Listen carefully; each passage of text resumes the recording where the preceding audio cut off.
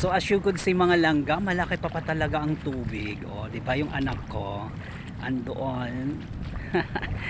Hawak-hawak niya yung plastic na dala namin. So, yan sana ang balak naming lagyan ng parangan. Aray ko, muntik na akong mahulog. So, ayan, as you could see mga langga, tingnan nyo. Napakaganda ng dagat. Di ba? Alam niyo ba na ito yung pangarap kong tirahan? Ay, Serena, hindi. Oo.